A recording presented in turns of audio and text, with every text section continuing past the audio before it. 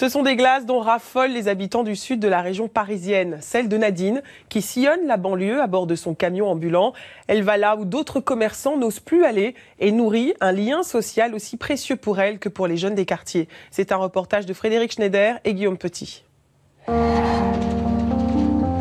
Certaines histoires commencent un matin en ouvrant un garage. Alors voilà le camion.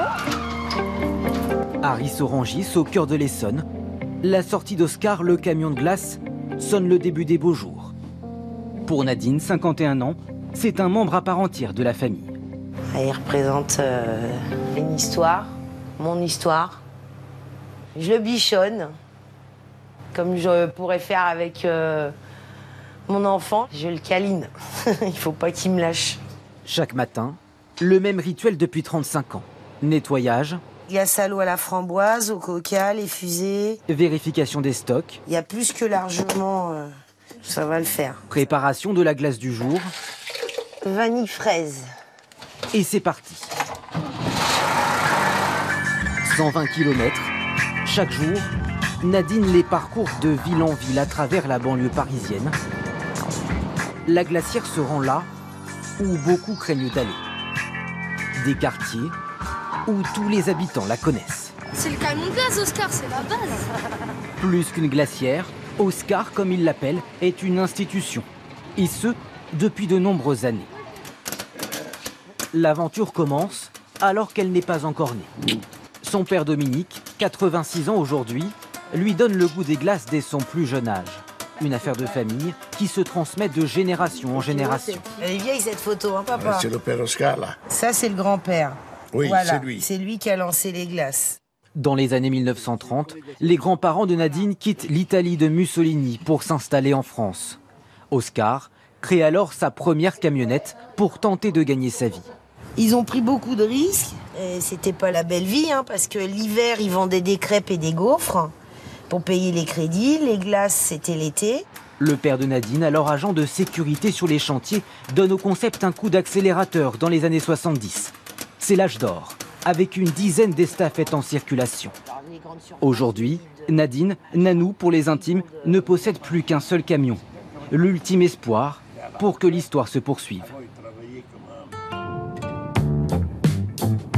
Sur la route, direction Villeneuve-le-Roi. Première étape d'un parcours qui devrait compter pas moins d'une vingtaine de lieux différents. Des quartiers que beaucoup considèrent comme difficiles. Une question de point de vue. Depuis 35 ans que je vends des glaces, j'ai jamais eu de problème. Bon, des fois, il y en a qui n'ont pas d'argent, qui disent « Ouais, vas-y Oscar, fais-moi crédit. » C'est normal. Je passe tous les jours, je les connais, je les ai vus grandir. Au pied des immeubles, quand le camion passe en diffusant ses notes de musique, des grappes d'enfants se forment immédiatement. Bonjour mes enfants. Mais la qualité de ces glaces à l'italienne n'est pas la seule chose qui les attire. 4, 6, 8. Dans ces villes où le taux de chômage est souvent 2 fois supérieur à la moyenne nationale, Tiens mon cœur, il y a tout ça en trop. le succès de Nanou tient aussi au prix. Pas plus de 3 €. C'est des familles nombreuses souvent et il n'y a plus d'argent. Alors que dans le temps, c'était pas comme ça quand même. Tout le monde avait une glace. Ça fait mal au cœur quand même.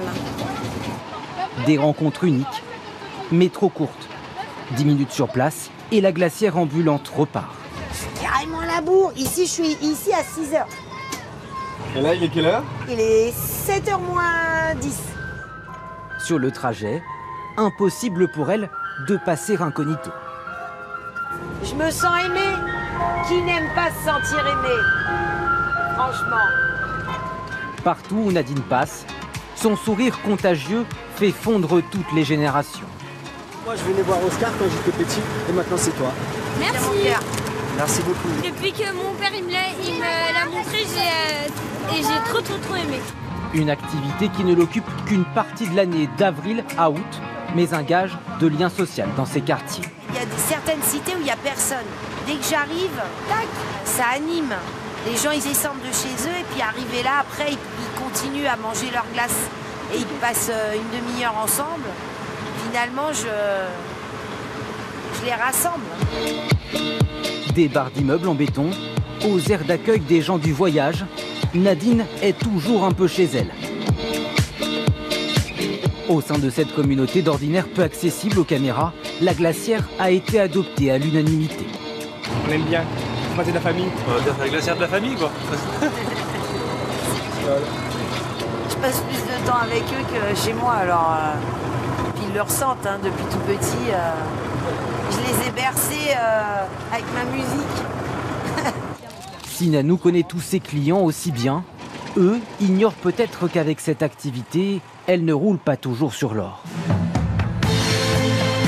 Pour autant, la Reine des Glaces ne rangerait Oscar au garage pour rien au monde. Une fois que je suis dans mon camion, je suis une autre femme. Ma deuxième vie, c'est mon camion. Mes clients m'apportent énormément. Un lien inestimable avec toute une partie de la population. Rares sont ceux qui, comme elle, savent aussi bien briser la glace.